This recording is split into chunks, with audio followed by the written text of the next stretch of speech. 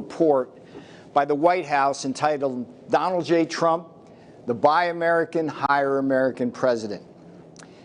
Since the inauguration of President Donald J. Trump on January 20th, 2017, my mission as the Director of the White House Office of Trade and Manufacturing Policy has been to help the greatest jobs president and trade negotiator in history rebuild America's manufacturing base. Over the past 4 years, this administration has lived by one beautiful phrase, made in the USA, and two simple rules, buy American, hire American. In this report, we'll take a tour of 5 critical dimensions of President Trump's Made in the USA strategy. These dimensions include buy American government procurement, a wide range of hire American actions, Trump trade negotiations and tariffs, the defense budget and military sales, and support for one of the oldest pieces of Buy American legislation, the Jones Act. Actions across these 5 Made in the USA dimensions have helped create thousands of new American jobs while increasing wages and the quality of life of blue-collar Americans. By strengthening our nation's defense industrial base, President Trump's Made in the USA strategy has also helped enhance our national security. As President Trump has said many times, economic security is national security. Let's begin our tour then with Buy American government procurement. Each year, the United States government spends more than $200 billion of taxpayer funds on projects such as roads, bridges, and building construction. Congress has passed numerous bills to ensure that when the government spends money on such procurement, the products be made in whole or in part in the USA. However, numerous loopholes have existed in these laws. Upon taking office, President Trump set out to enforce, strengthen, and expand our Buy American procurement policies, and to that end, he has signed at least 10 Buy American executive orders. For example, one such order, signed on April 18, 2017, makes it more difficult to grant waivers.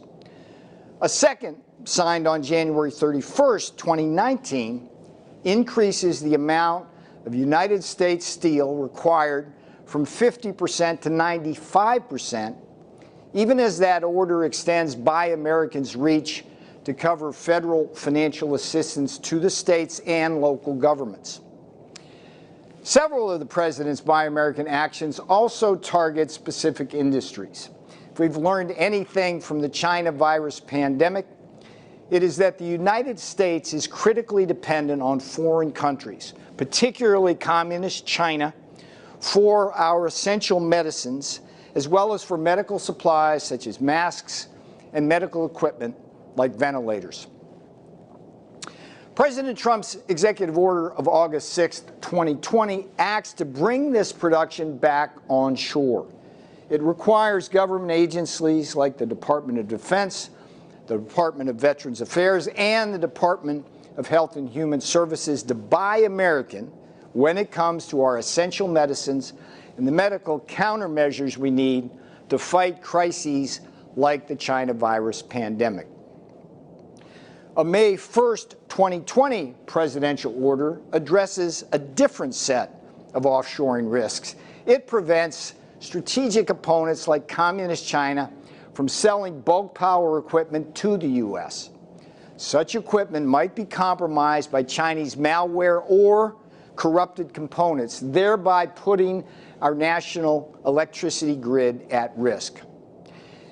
And Executive Order 13921, signed May 7, 2020, will be a boon to America's long-ignored commercial fishermen by opening up new markets, removing unnecessary regulations, cracking down on the unfair trade practices of countries like China, and streamlining the aquaculture permitting process.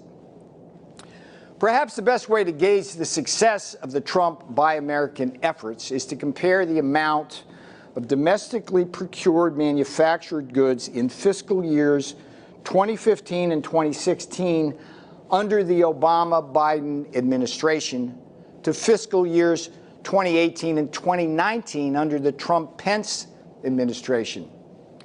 Note here that fiscal year 2017 overlaps the two administrations, so it is taken out of the comparison. With this comparison, we see that domestic procurement rose from $323 billion in the Obama-Biden years to $419 billion in the Trump-Pence years, a 26% increase. Moreover, when looking at the dollar value of Buy American waivers during the same period of time, this decreased by 8%. President Trump is not just the Buy American president, he is the Hire American president. One key Hire American mission has been to hold corporations accountable when they abuse the visa process to replace American workers with cheap foreign labor. For example, through its U.S. Workers Initiative, the Justice Department has reached settlements with numerous companies that illegally prioritized temporary visa workers over Americans. At the same time, the U.S. Citizenship and Immigration Services has engaged in sweeping actions to improve fraud detection and employment-based visa programs.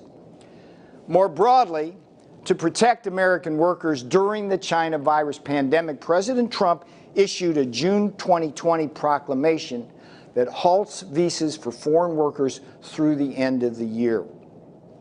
The next month, President Trump's Department of Labor entered into a memorandum of understanding with the United States Citizenship and Immigration Services. It allows the two departments to share immigrant and non-immigrant petition records and data, and marks the first time DOL will have access to suspected employer violations within the H-1B visa program. Such a Secretary of Labor certified investigation tool has never been used in the H-1B program since Congress granted the authority in 2004. There is also the ignominious case of the Tennessee Valley Authority.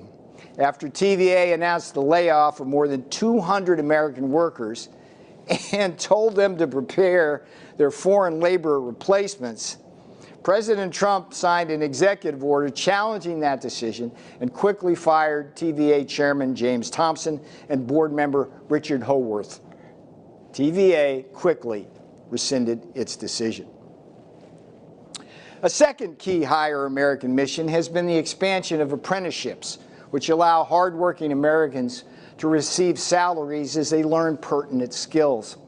Since President Trump signed a June 2017 executive order and made available $183 million in additional funding for apprenticeships, the Department of Labor has registered nearly 816,000 people entering apprenticeship programs. In July of 2018, President Trump also established the National Council for the American Worker to create a national strategy for worker training and retraining across high-demand industries. That same month, the Office of Economic Initiatives created the Pledge to American Workers, and to date, more than 440 companies and organizations have signed the pledge. This effort will create more than 16 million new education and training opportunities for American students and workers. President Trump has also sought to reform the outdated hiring practices of the federal government, the largest employer in America. Through a June 2020 executive order, President Trump has replaced an arbitrary, one-size-fits-all, degree-based hiring process of the federal government with more skills-based hiring. The result, a deeper pool of talented individuals to best serve our nation. President Trump has also gone to great lengths to help our military veterans seamlessly transition to the civilian labor force. On May 5th, 2017, President Trump signed the Hire Vets Act. It requires the Secretary of Labor to establish a program that recognizes and thereby incentivizes employer efforts to recruit employ and retain veterans. In the second official year of the program, the Department of Labor is preparing to award 675 employers this fall who have proven their commitment to veteran employment. On November 27, 2017, President Trump signed the Veteran Apprenticeship and Labor Opportunity Reform Act, the so-called VALOR Act. It streamlined the multi-state registration process for employers who offer apprenticeship programs to veterans certified by the VA. Veterans and employers can now more easily benefit from the use of GI Bill benefits while veterans pursue an apprenticeship. On May 9, 2018, President Trump also signed an executive order directing federal agencies to remove barriers to employment of military spouses and actively advertise and solicit applications from military spouses for posted and other agency positions. On August 13, 2018, President Trump signed the National Defense Authorization Act for fiscal year 2019. It required significant alterations to the Transition Assistance Program to improve employment outcomes for service members transitioning into the civilian workforce. On March 4, 2019, President Trump signed an executive order that is now helping our Sea veterans in services ranging from the Coast Guard and Marines to the Army and Navy move swiftly into the Merchant Marine. This Merchant Mariner order provides financial assistance to cover costly fees associated with Merchant Mariner credentialing and licensing. It also enables veterans to apply their education and experience on military ships towards the Mariner credentialing curriculum, thereby removing costly barriers to entry that can range as high as $25,000. And on February 11, 2020, President Trump signed the Supporting Veterans in STEM Careers Act. It will make veterans eligible to participate in National Science Foundation programs, extending scholarship, fellowship, and grants programs to help veterans leverage their military experience and abilities in STEM fields. These types of executive actions highlight the Trump administration's commitment to our military veterans in ways that enhance both our economic and national security. Let's turn now to a third dimension of President Trump's Made in the USA strategy, that of trade policy and tariffs. On June 20th, 2017, the Trump-Pence administration inherited a global trade system in which overseas competitors and predatory foreign governments stole our technology, unfairly subsidized national champions, and dumped their products into our markets. Politicians like President Bill Clinton and then Senator Joe Biden helped break the global trading system by voting for two of the worst trade deals in American history: the North American Free Trade Agreement, so-called NAFTA, in 1994, and China's 2001 entry into the World Trade Organization. Over the course of the Bush-Cheney and Obama-Biden administrations, America would lose over 70,000 factories and millions of manufacturing jobs to the NAFTA and China trade shocks. States like North Carolina, with their textile and furniture industries, got hit first and hard. Soon, the NAFTA and China shocks would ripple across the manufacturing heartland of America, from Minnesota, Wisconsin, and Michigan to Ohio, Pennsylvania, and beyond. In 2016, candidate Trump promised to fix this broken system, and his cumulative actions on trade represent one of his most important achievements in restoring and reshoring made in the USA manufacturing. On the trade policy front, President Trump has successfully renegotiated NAFTA, put into place a Phase 1 agreement with China, successfully renegotiated a horrific 2011 South Korean deal, signed a Japan deal, and withdrew from the Trans-Pacific Partnership. Let's look at these actions now one at a time. During the NAFTA debate, propagandists from the globalist-oriented Peterson Institute quite wrongly predicted that NAFTA would create 170,000 U.S. jobs and have our trade balance with Mexico. It would go into surplus well into the 2000s. Instead, America's trade deficit with Mexico ballooned as hundreds of thousands of American manufacturing jobs literally went south, thereby suppressing the wage growth of blue-collar Americans in highly affected industries. During the 2008 presidential campaign, the Obama-Biden ticket promised to renegotiate NAFTA, yet a mere 3 months into its first term, the Obama-Biden administration announced it would break that promise.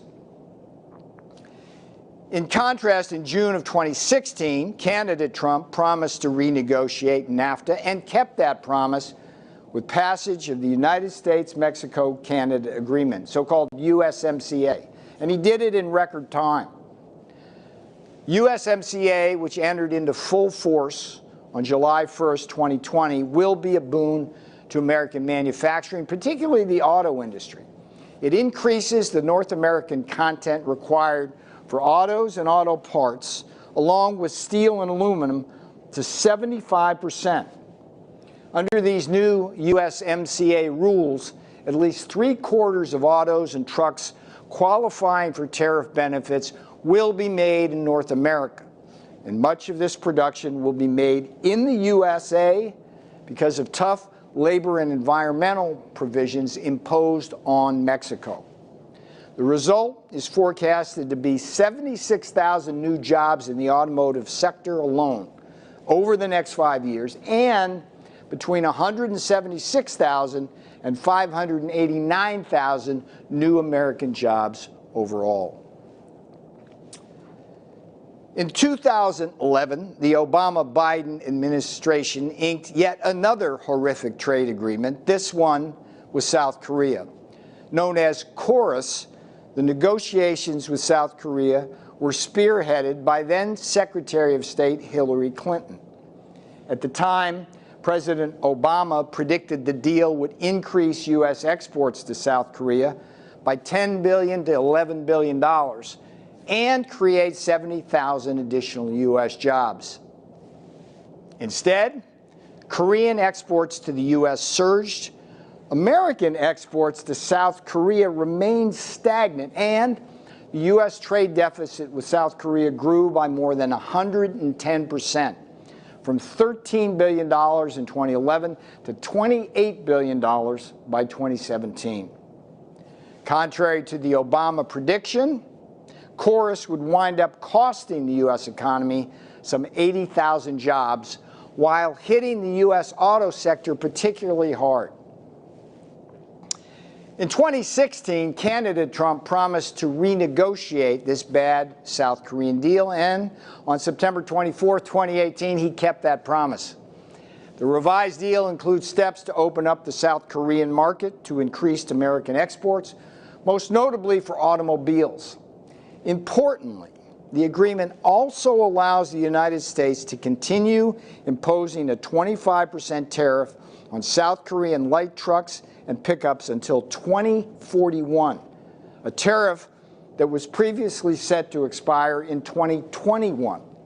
If that tariff had been lifted, the result would have been devastating to one of the most profitable and robust segments of our auto production and our industry. Now, what about the U.S.-Japan trade agreement signed on October 7th, 2019? It opens up $7 billion in additional agricultural sales to Japan by eliminating or lowering tariffs on over 90% of the food and agricultural products exported to Japan. A key feature of this deal is that it neutralizes the damage to American farmers that might otherwise have been caused by Japan's participation in the deeply flawed Trans-Pacific Partnership. Here, it may truly be said that sometimes the best trade deal is the one you never signed to begin with. In 2016, candidate Trump promised to withdraw from TPP negotiations. This bad deal for America was widely marketed by the globalist elites as a strategic counterweight to Communist China's influence in Asia. However, President Trump very clearly understood that the TPP would have required the U.S. to turn over much of its auto and auto parts sectors to Japan and Vietnam, among other nations, in exchange for undefined and uncertain alleged strategic benefits in the region. That proposed sacrifice of America's auto industry on the altar of national security was a deal breaker. As President Trump has said, any nation that trades away its prosperity for security will end up losing both. By withdrawing from TPP on his first business day in office, President Trump both kept another campaign promise and averted what would have been a terrible economic tragedy. Let's turn now to one of the most critical elements of President Trump's Made in the USA strategy, the use of tariffs to defend American workers from the unfair trading practices of foreign competitors. And let's start with steel and aluminum tariffs. Steel and aluminum together represent the backbone of our bridges, buildings, and public infrastructure. They are most central elements of the ships, planes, missiles, bombs, and combat vehicles we need to fight back against strategic opponents like China, Russia, and Iran. Both steel and aluminum are also crucial to the construction of the office buildings and homes where we work and live. In March of 2018, President Trump imposed a 25% tariff on steel imports and a 10% tariff on aluminum imports. With these actions and the wave of investment that they have triggered, the President put an abrupt end to the corrosive decline of our steel and aluminum industries that occurred over the 8 years of the Obama-Biden administration. During this previous administration, steel imports as a percent of total U.S. consumption rose from 22.7% in 2009 to 30.1% in 2016. As of the end of 2019, that percentage had fallen to 24.5%. And through the first 6 months of 2020, we've gotten that down further to 21.8%. Similarly, America's reliance on imported aluminum rose significantly under the Obama-Biden administration. Just from 2015 to 2016, aluminum imports as a share of total U.S. consumption jumped from 41% to 53%. While this trend continued into 2017 as the Trump administration's Department of Commerce laid the legal groundwork to impose national security tariffs, the 2018 tariffs ultimately led to a significant drop in American import reliance for aluminum as well, from 59% in 2017 to 22% in 2019. It's not just that the President's tariffs have reduced job-killing imports in our steel and aluminum industries. These tariffs have also helped induce an unprecedented wave of new investment. All told, since the imposition of tariffs, steel companies have announced more than 29 additional new projects or expansions totaling more than $9.5 billion. Aluminum companies have also announced at least 37 additional new projects or expansions totaling more than $4.8 billion. Collectively, these investments will directly create over 4,000 new good-paying jobs. President Trump has also used tariffs to combat Communist China's economic aggression and 7 deadly sins against American workers. These sins range from cyber intrusions by Chinese government officials to steal American business secrets, intellectual property theft, and forced technology transfer, to the dumping of products below cost into our markets, the abuse of state-owned enterprises to bully American companies, and a long history of currency manipulation. In July of 2018, under the authority of Section 301 of the Trade Act of 1974, President Donald Trump signed a memorandum instructing the United States Trade Representative to begin imposing tariffs on China. Today, these tariffs cover more than $360 billion worth of Chinese products and have delivered over $60 billion in revenues to the U.S. Treasury. As these tariffs were imposed over 15 months, globalist critics and pundits wrung their hands over the supposed negative effects. Instead, the U.S. economy continued to strengthen, and after reaching a peak in October of 2018, America's trade deficit with China has been declining. Under pressure from the Trump tariffs, Communist China also signed a Phase 1 trade deal on January 15, 2020. Besides agreeing to substantive structural changes in the areas of intellectual property theft, forced technology transfer, and currency manipulation, China agreed to significantly increase its purchases of American products and services by at least $200 billion. To date, China has made historic purchases of corn, soybeans, pork, beef, and chicken. Next, we turn to the President's use of Section 201 tariffs to protect the American solar and washing machine industries. From 2012 to 2016, Communist China significantly increased its illegal dumping of solar panels and modules into the U.S. market. As Chinese imports soared by 500%, prices fell by 60%, and U.S. solar production fell precipitously. By 2017, at least 25 U.S. solar panel and module manufacturers were shut down by this Chinese predation. In May of 2017, the U.S. solar industry fought back as Suniva and SolarWorld, two domestic manufacturers, filed a petition to the United States International Trade Commission for relief.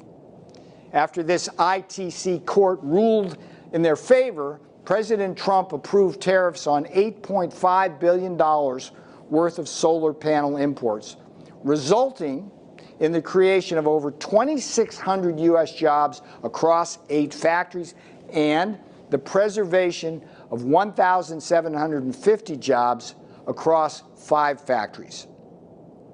In addition, the U.S. is now home to the 2 largest solar manufacturers in the Western Hemisphere.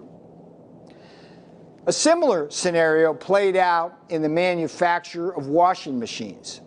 After years of fighting the illegal dumping of Korean manufacturers LG and Samsung, America's Whirlpool Corporation won its own case at the ITC. In response, President Trump levied tariffs on $1.8 billion worth of foreign-made washing machines. As a result, Whirlpool has invested millions of additional dollars in its domestic manufacturing facilities, and the so-called Pride of Clyde, Ohio, and additional Whirlpool facilities are booming. That the Trump tariffs are also highly effective at inducing new investment in America by foreign companies is underscored by this fact.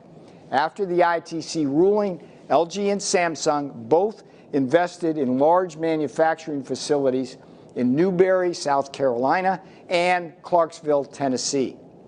These 2 major multi-million-dollar investments have paved the way for the creation of over 1,600 U.S. jobs. Let's turn now to a final major use of tariffs by the Trump-Pence administration to defend American workers against unfair trade practices. Specifically, in this case, the use of so-called anti-dumping and countervailing duties. When products are exported to America and sold at prices below cost or fair value, that's called dumping. The Department of Commerce has the authority to offset this unfair advantage by imposing tariffs in the form of anti-dumping duties. In similar fashion, the Department of Commerce may impose countervailing duties to offset any advantage a foreign producer might gain from an unfair export subsidy from that producer's government. President Trump's commitment to defending American workers from dumping and unfair subsidies is highlighted by the substantially greater numbers of anti-dumping and countervailing duty orders President Trump's Department of Commerce has issued to date compared to the first 4 years of the Obama-Biden administration. Consider that from 2009 to 2012, the Obama-Biden administration issued 62 anti-dumping and countervailing duty orders. In contrast, the Trump Commerce Department has issued a total of 188 orders. That's a 203% increase. A fourth dimension of President Trump's Made in the USA strategy is the president's strategic approach to rebuilding the American military. Significant increases in the defense budget have translated directly into increased American manufacturing. This is because much of the production of America's defense industry follows very strict Buy American rules. At the same time, President Trump's new, more proactive approach to foreign military sales to our strategic allies and partners has yielded critical economic and national security benefits. On the defense budget front, the Obama-Biden administration presided over one of the most destructive and sustained cuts in America's defense budget in our long history.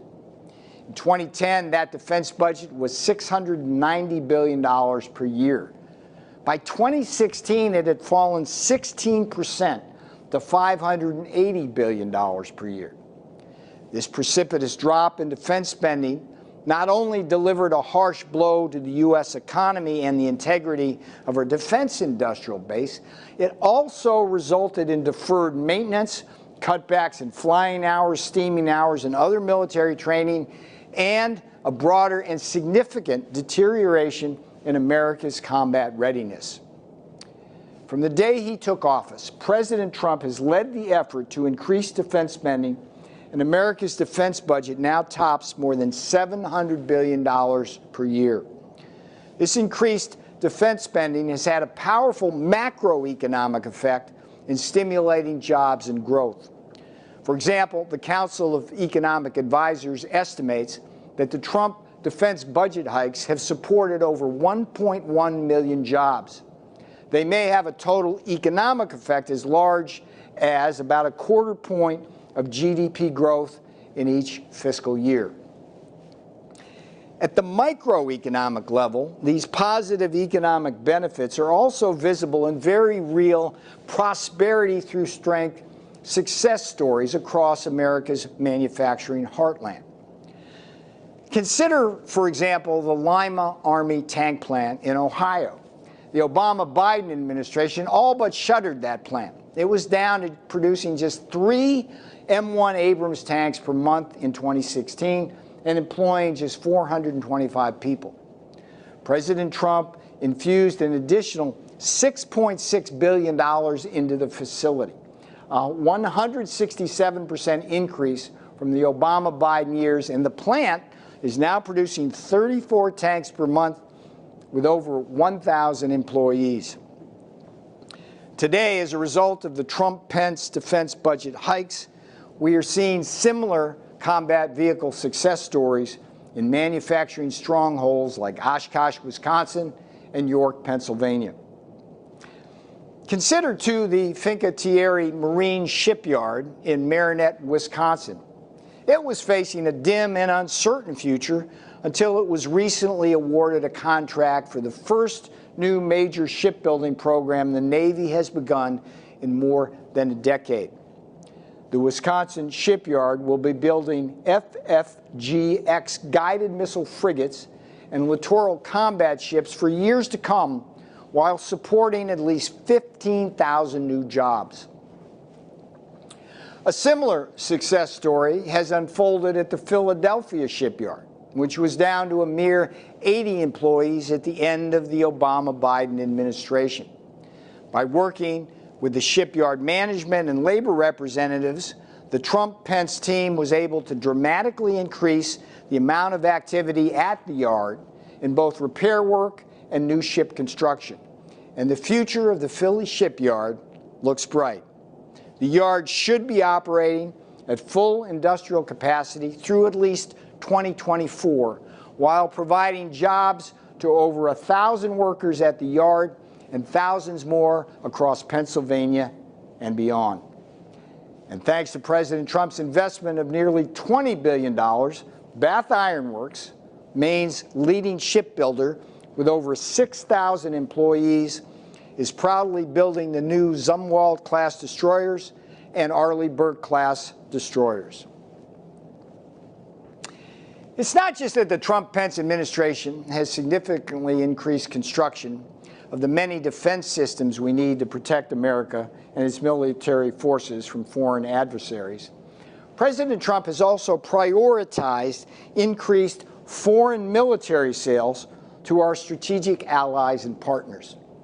This particular part of President Trump's Made in the USA strategy represents one of the purest expressions of his maxim that economic security is national security. On the economic security front, the sale of items like the M-1 Abrams tank, F-16 fighter jet, and THAAD missile defense system supports tens of thousands of manufacturing jobs and supply chains across America. Workers of all backgrounds benefit as these high-paying jobs span the spectrum from scientists, engineers, and software designers to welders, machinists, and electricians. On the national security front, every foreign military sale strengthens our alliances and partnerships while often reducing the need for American boots on the ground in foreign lands. At the same time, by sharing American technology, training, and equipment, we improve military interoperability across friendly nations and facilitate collaboration at the highest levels. This is happening in Europe, the Middle East, Asia, and elsewhere. To facilitate foreign military sales, President Trump introduced a new conventional arms transfer, or so-called CAT policy, early in his term. This new CAT policy puts into sharp focus the critical synergies between a globally competitive American defense industrial base, a strong domestic economy, and a more effective geostrategic competition with strategic opponents such as China and Russia. The policy itself features a much more proactive and collaborative approach to U.S. arms sales, and the results have been robust. In fiscal year 2018 alone, the value of foreign military sales cases implemented by the Defense Security Cooperation Agency rose 33% to $56 billion as 1,700 FMS cases were closed. That's a 42% increase from the previous year. Over fiscal years 2018 and 2019, FMS totaled $111 billion. This represents a 38% increase over the last two complete fiscal years of the Obama-Biden administration and provides an incremental addition to America's workforce of more than 130,000 jobs. At a more granular level, the sale, for example, of F-16 fighter jets to countries like Bulgaria, Morocco, Slovakia, and Taiwan have helped support the opening of a new F-16 production line in Greenville, South Carolina, and the creation of more than 400 new good-paying jobs. Of course, what happens in Greenville with the F-16 won't stay in Greenville. F-16 production supports over 16,000 jobs across 41 states. Let's end this report with a brief discussion of one of America's oldest pieces of Buy American legislation, the Jones Act. Formerly known as the Merchant Marine Act of 1920, the Jones Act requires that any vessel transporting merchandise between 2 points in the United States be built, owned, and crewed by American citizens. The built part of the Jones Act helps ensure America has a robust domestic shipbuilding capability, which is a critical element of our defense industrial base. The Jones Act ships must also be crewed by Americans likewise helps ensure our nation has a merchant marine workforce sufficient to serve both our commercial and military needs. Here, it should be noted that merchant mariners represent a mission-critical component of U.S. military readiness. During times of conflict, our mariners transport military goods, such as tanks and helicopters, as well as troops, often in hostile waters and at great personal risk. In World War II alone, nearly 10,000 merchant mariners were killed by enemy fire and died at a rate of 1 in 26. That's a casualty rate higher than any other branch of the U.S. military. Their sacrifice and willingness to serve continue to play a vital role in America's defense. Unfortunately, as with so many of our domestic industries, American shipbuilders, as well as our merchant mariners, have been under siege for decades from unfair foreign competition. Countries such as China, South Korea, and Japan rely on cheap labor, unfair subsidies, state-backed loans, or a potent and predatory combination of all of these mercantilist tools. Communist China, in particular, provides extreme subsidies precisely because shipbuilding is critical to national security. The sector is an integral part of the Chinese Communist Party's Made in China 2025 strategic plan to dominate the global economy.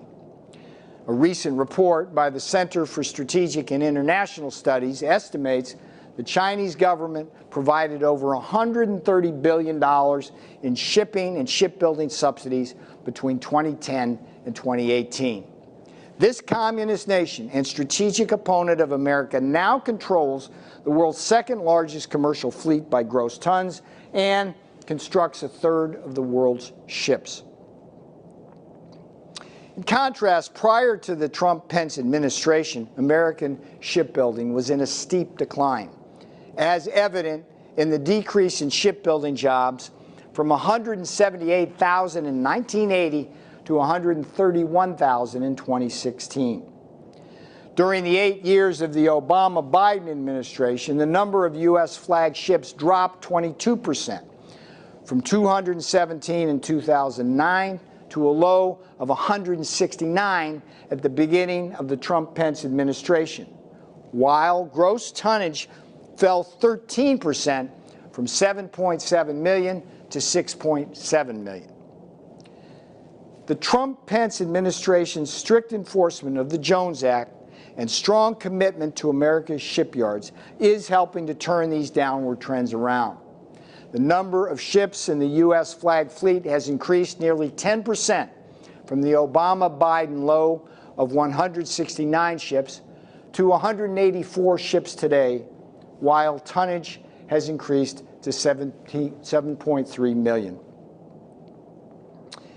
We have seen over the course of this report that President Trump has not only talked the talk of Made in the USA and Buy American, Hire American from day one of his administration, he has also walked that talk across 5 strategic dimensions.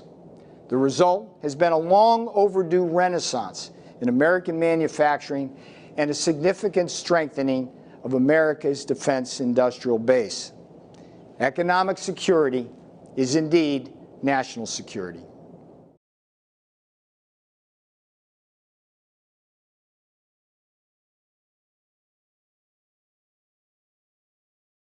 Good afternoon, everyone. Thank you for being here. Over the past 24 hours, the President has continued to improve. He's met or exceeded all standard hospital discharge criteria, He'll receive another dose of remdesivir here today, and then we plan to get him home.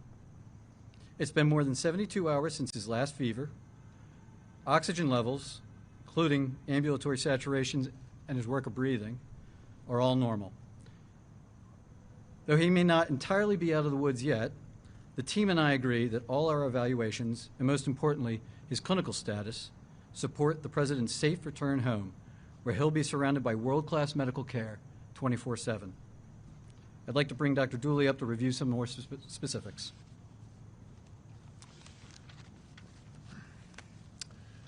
Good afternoon. Just a brief update this morning. As Dr. Connolly mentioned, the President continues to do very well. His vital signs this morning were notable for a temperature of 98.1. His blood pressure was 134/78. A respiratory rate of 17 respirations per minute. His heart rate was 68 beats per minute. And his last oxyhemoglobin saturation was 97% on room air. He currently does not endorse any respiratory complaints. And aside from our evaluation with the multidisciplinary team this morning, has maintained a full schedule, ambulating and working on the White House Medical Unit. I'll now turn it over to Dr. Garibaldi to again discuss therapeutics. Thanks. Hi, good afternoon. And again, I just wanted to echo the sentiment of what an honor it is to be part of this wonderful team here at Walter Reed. Yesterday evening, the President received his third dose of remdesivir. He tolerated that infusion without difficulty, and his kidney and liver function continued to be normal. Our plan is to give the fourth dose of remdesivir this evening before he goes back to the White House, and we've made arrangements to deliver the fifth and final dose of his treatment course at the White House tomorrow evening. He continues on dexamethasone, and again, the plan for today is to continue to be up and out of bed, eat and drink, and work as he is able. And I'd like to turn it over to Dr. Jason Blaylock, who's an infectious disease specialist and the Chief of Medicine here at Walter Reed, to give some updates on infection control. Thank you. Good afternoon, everyone. First of all, I just want to say what an honor it's been to be part of this medical team behind me and to care for the President. Since the President's arrival at Walter Reed, he's received medical management that remains in line with national clinical societal guidelines for treatment of COVID-19 infection. In addition, both myself and Dr. Wes Campbell have worked very closely with various laboratories in the area, state-of-the-art facilities to include USAMRIID and RARE on obtaining advanced diagnostic testing to really inform the White House medical team of both the status of the President as well as his ability to transmit virus to others. Also, we have worked very closely with the Walter Reed team to ensure that we are looking very closely at infection control prevention strategies and the right posture so that the President can safely return to his residence. And with that, I'm going to turn it over to Dr. Conley, who will answer any final questions. Thanks, Jason. I mentioned it Saturday, but I'd like to reiterate myself just how grateful the President and I are to the men and women of Walter Reed, our colleagues at Johns Hopkins, as well as the many federal, private institutions that we've received support from. And so long as everything continues on the track that we're